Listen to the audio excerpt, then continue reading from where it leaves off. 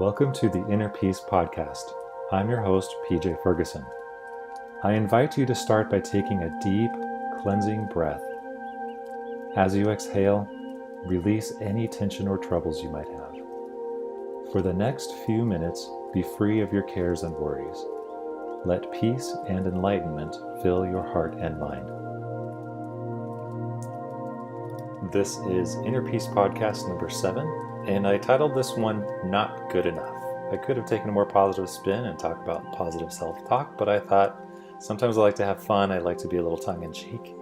And there was a encounter that I had a couple days ago that made me think of this particular topic and prompted me to share this with you guys. And I'll tell you the story in a minute, but first let's start with a couple of quotes. I like to use quotes because other people say things much better than I do. So the first one is tongue-in-cheek. It's from Saturday Night Live. You've probably heard of Stuart Smalley, even if you haven't heard him. You've heard his daily affirmation. It is, I'm good enough, I'm smart enough, and doggone it, people like me. So if you've seen those videos, you've seen him staring at the mirror, telling this affirmation to himself. Now, I'm somebody who believes in affirmations. I think it's a very important way to program your brain for positive self-talk. So even though people make fun of positive affirmations, I think that they are important for helping us to take positive steps in how we believe in ourselves and gain that self-love and confidence. The next one is more of an excerpt from a book by Haig. The book is called Reasons to Stay Alive. And it's a pretty long excerpt, so bear with me. The world is increasingly designed to depress us. Happiness isn't very good for the economy. If we were happy with what we had, why would we need more? How do you sell anti-aging moisturizer? You make somebody worry about aging. How do you get people to vote for a political party? You make them worry about immigration. How do you get them to buy insurance? Make them worry about everything. How do you get them to have plastic surgery? By highlighting their physical flaws. How do you get them to watch a TV show? By making them worry about missing out. How do you get them to buy a new smartphone? By making them feel like they are being left behind. To be calm becomes a kind of revolutionary act. To be happy with your own non-upgraded existence. To be comfortable with our messy human selves would not be good for business. And again, that's by Haig. And I really love that because I notice that all the time. Anytime somebody's trying to sell you something, they're trying to make you feel bad or afraid or less about yourself. And that message behind it all is not good enough. You're not good enough. There's something wrong with you. And the experience that I had was pretty interesting. I met a super interesting guy the other day. We met totally at random. I had stopped to take some pictures of giant wall murals that are on the sides of buildings and the freeways around here in town. And to me, it's just gorgeous art. I wanted to take some good photos and share on Instagram. So as I drove up to one of these murals across the street, I pulled up to this guy's house. And I didn't see him because I was looking the other direction at the murals.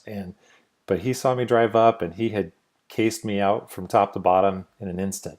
And before even I had a chance to get out of my car, he was hitting me up trying to talk. And I had decided to take the day off. So I'm like, sure, why not? Plus I have a pretty morbid sense of curiosity. And I could tell that this guy had a pretty sharp and interesting mind. And I like engaging with these kind of people and seeing how they look at the world and how they think of things. So to keep the encounter short, because it wasn't short, we ended up chatting for 5 or 6 hours and totally was unplanned. Learned more things about town and people around town than I ever thought I would have in that short of amount of a time. But again, the guy was sharp as a tack, very observant. And his mind, you could tell, was just racing at 1,000,000 miles a minute, always thinking about things. And those kind of people are interesting to engage with. So one thing that I found very interesting is that he knew everybody in his neighborhood. And as they passed by, he would stop them and he would compliment them and compliment them and compliment them. And on the other hand, his communication to me was nonstop, just degrading and putting me down and judging me negatively. And I thought this was really, really interesting. Now, I didn't think that he was doing it to put me down, necessarily on purpose to make me feel bad about myself, or that he had um, any guile in his heart. He just was stream of consciousness telling whatever was coming to his into his head, and he had no filters as to what's he going to think if I tell him that he was telling me everything was wrong with me, basically. And so as we chatted, he judged and disparaged me, the way I look, like my shirt was cheap, the way I had shaved my neck was wrong, I left my stubble the wrong length, um, my dog was too fat, the color of his fur was too boring, my hair wasn't good enough, the like for out, everything about me, this guy had just these judgments that I was not good enough, not good enough, not good enough, and nonstop. It was very interesting to me, uh, but it just, and again, I didn't feel chagrined or embarrassed. I think a lot of people would, because my sense of self worth isn't based on what other people think of me or how they judge me. I love and appreciate myself just the way I am, and so it was quite interesting to hear. You know, I think that this mindset of not being good enough is so pervasive. We do it to ourselves, we do it to each other, we do it to people we don't even know.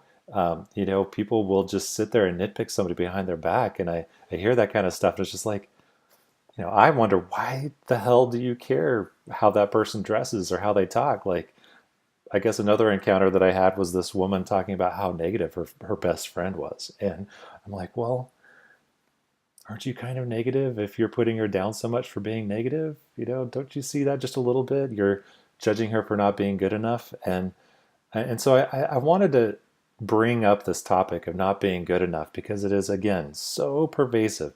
It's in the TV, it's in movies, it's in commercials, any kind of advertisement that comes at us, which we're bombarded by hundreds, even thousands of these kind of messages a day of, you're not good enough, so buy our crap.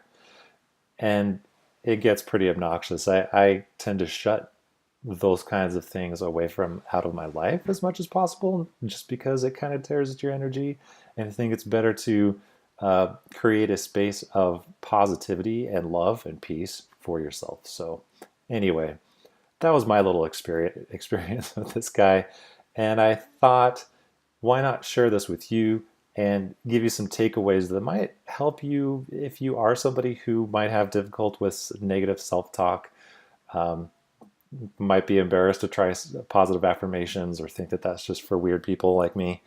Uh, Here's some thoughts that I think will help you feel better about yourself and not have to worry about not being good enough. Okay, so the first takeaway is there are three problems with trying to be good enough. Okay, the first problem is that the list of what makes us good enough is endless, and it's actually, a lot of things are self-contradictory. So if you were trying to please somebody and be good enough for one person, you're going to be not good enough for somebody else because they have a certain judgment about that certain thing. So you're inevitably going to break some good enough rules out there if you're trying to please other people. And that takes us to the second thing, which is the list is someone else's list. Society, family, friends, colleagues, peers, mentors, movies and media, uh, trying to be good enough and match their idea of what's good enough is going to keep us chasing around in circles. It's going to wear us out and we'll be unhappy every day of our life. And that takes us to the third problem of trying to be good enough is this is the biggest problem of trying to be good enough, is when we adopt those other people's lists of what's good enough as our own list. I have to cut my hair this certain way. I have to keep it this color. I can't keep any gray in my hair. I have to wear these clothes and these brands. I have to have that kind of car because what would they think? We eventually, if we're not careful, end up adopting everyone else's measuring stick for what's good enough as our own. And that's the most difficult thing to identify, because it's so subtle. We believe that we have to be good enough because of these rules. It's kind of a weird way to live, but it's pretty natural human behavior. So the second takeaway I have for you is that life is not a competition. The only measuring stick for good enough is your own. There's a phrase that went around semi recently. I think it was mostly among the millennials. I love it and hate it, but mostly love it. And it's "you do you." So short, but it says a lot. It's annoyingly short and annoyingly correct, I guess. And so the thought about that is that, stop trying to be what you think other people think you should be, because guess what? They're going around trying to be what they think they're supposed to be trying to be. And what a cluster muckety muck. I can't swear on this because I've got it marked as non-explicit, but what a circus. Life is about achieving your best, seeing what you can achieve from what the universe has given you, your talents, your abilities, pushing yourself to the very edge and beyond of what you can accomplish yourself. See who you are and who you can become. So you're beautiful just the way you are. And that takes us to the next one, which is the infinite universe made you. If the universe, which is all encompassing, you might call it God, whatever you call it, that which is perfect and all powerful, created you. And who are we to say that that's not good enough? I mean, you are a miracle. You're a walking, beautiful miracle. You're perfect just the way you are. If the universe had wanted you to be different, it would have created you differently. And guess what? Even if you were different, you would still be perfect. So appreciate yourself as you are. Learn to accept yourself and appreciate yourself just as the universe made you. You're as beautiful and perfect as the sunrise and the sunset, a beautiful lake, the mountains. Think of any beautiful thing in the universe, the stars above, the galaxies, a gorgeous sunset or a nebula in space. You're made by the same thing that made those things, and you are just that beautiful, okay? So don't try to think that you're smarter or better than the universe that made you. Okay? Appreciate that, and just maybe you could be awed and inspired by your own creation and your own life. That takes us to the next takeaway, which is we are always changing. Part of our nature is to evolve. We're always becoming something new. Each moment, we're just a little different than we were the previous moment. So the thing about our nature of changing and evolving is to harness it and do what we can to use this moment to make whatever the next change is something better, something more, something, there's usually something in our heart, something in our dreams that's driving us forward, calling us to do something more than what we are in this moment. Okay? So embrace that nature of evolving and make it a beautiful part of your life. And to do that is our last takeaway, which is to follow your heart. Follow your dreams. There's a tugging within the deepest parts of our soul that calls us to be something and to peel like the layers of an onion to get to the center of who we are, to keep on discovering new parts of ourselves, new talents, new abilities, new gifts, new loves, new passions. And again, what we're passionate about may change. That's fine. That's part of our evolution. And follow that. Honor that. Follow your heart, follow your dreams. And as you do that, you will create beauty into this world. And you'll be happy and at peace.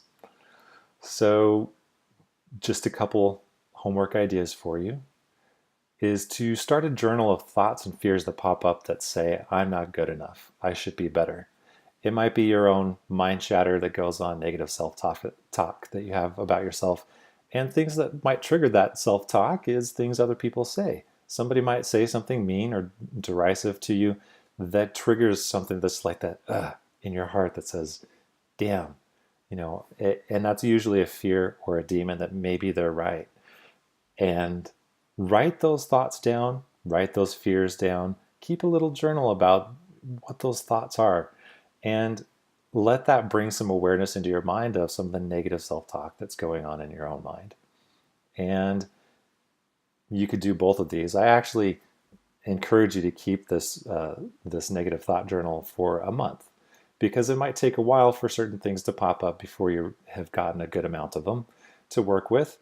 And the next little bit of homework would be to surround yourself with positive messages and positive people. Now, these might be mantras, they might be positive affirmations like I'm good enough, I'm smart enough. It's okay. It's okay. People might mock, but it's really okay to talk positively towards yourself. So you can actually use the fears and the demons that you discover while you're paying attention to say, man, this negative self-talk thing that comes up all the time is I'm clumsy. I'm the clumsy one. Oops, I did it. Well, maybe you can say something positive about, I actually have graceful movements and I'm aware, I'm self-aware of what I'm doing. Turn the negative thoughts and fears into a positive statement that is self-supportive and encourages and empowers you. Okay, so put little stickies around your car, home, work, wherever they might be. I've actually recorded little CDs for myself that I could listen to. Now I guess they're MP3s, that ages how long I've been doing those. But whatever method that you can use easily and conveniently and frequently, do that. Surround yourself with the positive messages. So that's your homework for this podcast. And the quote I would like to leave you with is by Lindsay Sterling. And she said, "Maybe my best isn't as good as someone else's, but for a lot of people, my best is enough. Most importantly, for me, it's enough." So I hope that you'll surround yourself with positivity. I hope that you'll remind yourself that you are good enough just as you are. In fact, you're perfect just as you are. And the only measuring stick that matters for you is yours.